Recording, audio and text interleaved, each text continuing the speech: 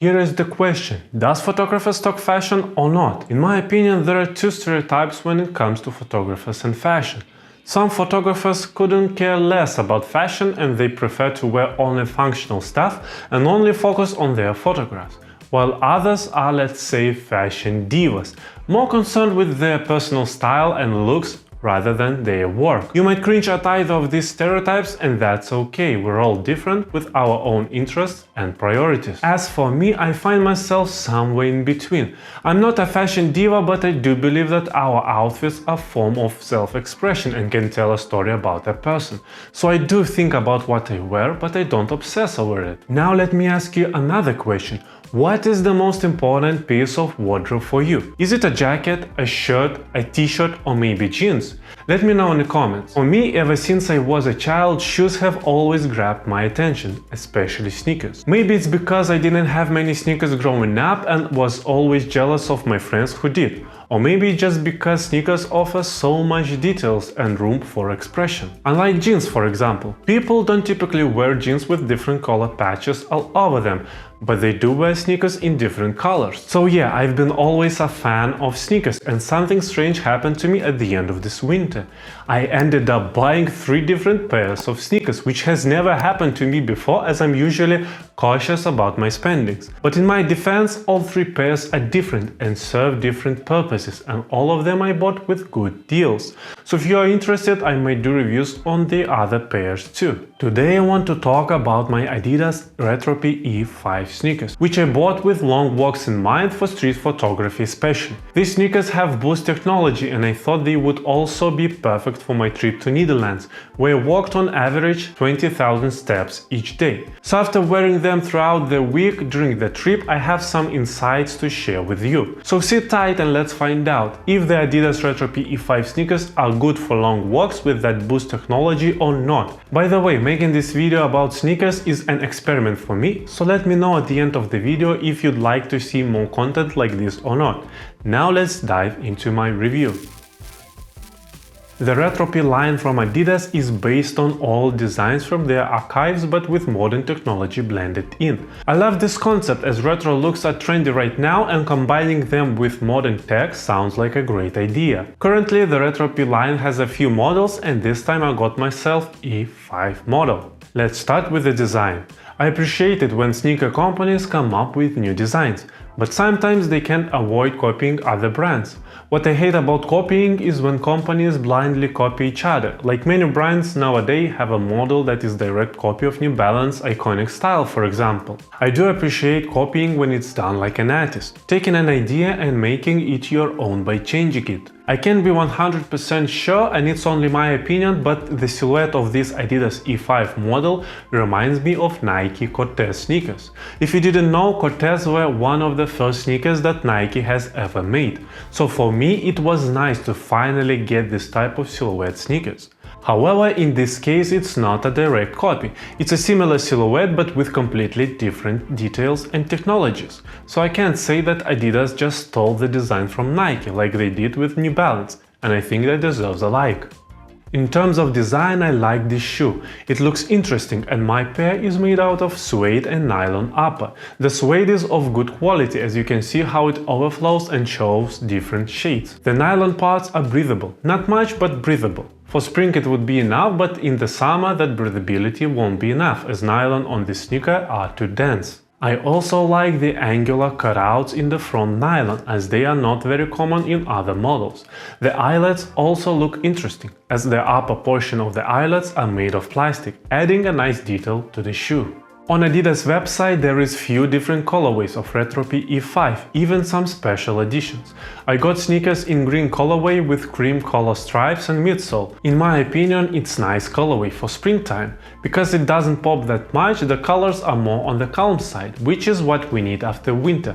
Some calm colors before summer. In my case I got the usual nylon shoe tongue, but there are versions with rubberized tongues like on Adidas Gazelles that looks more interesting. And I wish my model had the same. Also, I am not a fan of this tongue as it often slips to the side while I'm walking, and here isn't any loop in the tongue to put laces through that would help it stay in place. Now let's talk about, in my opinion, the most controversial part of this shoe design, the midsole. I'll talk about usability later, but in terms of design, I like how the midsole has an angle and sticks out a bit from the back of the shoe. This trend began with Balenciaga's ugly shoes back in the day, and I like sneaker silhouettes that extends a bit in the back. It looks really modern. But I'm not sure if I like how texture of Boost midsole looks. I guess it looks okay in sport shoes where technology and comfort are the top priorities and the design comes second. But here it gives off a bit too much of a sporty look for a fashion shoe in my opinion. I suppose we could all agree that Adidas retro-inspired line is a fashion, not a sports line, right? But if you disagree, let me know in the comments. So I wish that Adidas would hide the Boost midsole and put a flat surface on the outside. But then again, Boost is a trademark technology and I think they want to show off that this shoe has it. There is also a similar F2 model that has a regular midsole without Boost. So at least Adidas gives an option for those who like the way the Boost midsole looks. In general, this sneakers has versatile looks. You can easily dress them up or down, you can wear them with sports outfit or pair with some casual outfits. I think they could even work with some suit trousers for some evening activities. So yeah, I think this Retropy E5 sneakers managed to be universal in terms of looks. I think even shooting a wedding wearing all black outfit, these green sneakers could provide slight pop of color to my look, making it more interesting. But I'll let you judge, should I wear them while shooting weddings or not? Now let's talk about performance. This is my first pair of sneakers with Boost technology. Previously, my go-to sneakers were Adidas Superstars. I had a black pair of Superstars that I wore for 2 or 3 years shooting weddings, and they were pretty comfortable for wearing almost all day. So when I found this Retropy E5 model for 60 euros, I thought, okay, they've got Boost midsole, so they should be comfortable for long walks and I could take them on my trips and shoot weddings while feeling like I'm walking on clouds, right? But I was wrong. First of all, the front of this shoe is narrower than the Adidas Superstar that I'm used to, so at around 10 to 15,000 steps my toes start to feel discomfort due to the narrow front part of the shoe. Also, on the second day I started to wear them, one of the shoe developed a crease in the front part. It's strange that the shoe creased so fast and the only one shoe has this issue, while the other one is fine. A little bummer, I guess. The suede on the shoe holds up well, as one day I walked with them in the rain and they got wet, but the water didn't seem to ruin the suede just yet. Now let's talk about the Boost itself.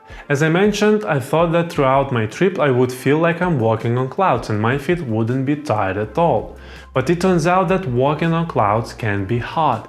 While landing with your heel on soft foam can be somewhat comfortable and beneficial, I can't be sure as I'm not a doctor, but I found that lifting your feet off the ground from soft foam isn't such a good idea. When you lift your feet from soft foam, you need to put slightly more effort into your toes than you would with firmer shoes. And over time, this slightly extra effort accumulates into fatigue. It's similar to walking on a soft mattress, where you need to put more effort to maintain balance. So after a week of lots of walking in these sneakers, when I returned home, my toes and metatarsals felt very tired. Personally, I think that having the entire midsole made of Boost foam in a fashion sneaker is overkill. Ideally, I would suggest having only the heel area of the shoe made with Boost foam, similar to Nike's Air technology or Asics Gel, and the rest of the shoe could be made with regular foam. This way it would still preserve the benefits of Boost for the heel, but would be more comfortable for the toes and the shoe would look better without the visible Boost on the outside. But unfortunately, here we have a situation where you get all or nothing. So you need to decide whether toes fatigue is worth of having soft foam for your heel. Lastly, the outsole. This is my first pair of sneakers with an outsole pattern like this. If you know what that pattern is meant for, let me know in the comments, but I think it's quite grippy. From my experience while walking, you can definitely feel sticking outsole parts, but it is easy to get used to. But I'm guessing they may wear out more quickly than the more usual outsole pattern. Also, the way outsole attaches to the back of the shoe makes me question how long will it last and whether it will start to slowly peel off in the future or not. As for the durability of these Retropy E5 sneakers, I can't speak to that just yet, as I've only had them for a short time. However, the creasing on one of the shoe did raise some concerns about their long-term durability. I'll definitely keep an eye on how they hold up over time, especially with regular use and exposure to different weather conditions. In terms of style, these sneakers do have a unique and trendy look with the suede upper and the boost midsole. They definitely stand out and have received some compliments from others. However, the narrow front part of the shoe may not be suitable for everyone, especially those with wider feet. It's important to keep that in mind when considering these sneakers, as comfort should be a priority for long walks or extended periods of wear. In conclusion, it's tough love for me with these sneakers. I do enjoy how they look and find them comfortable, but not for the long walks that I had hoped they would be suitable for. So if you are looking for soft sneakers for short city walks, you might consider this pair.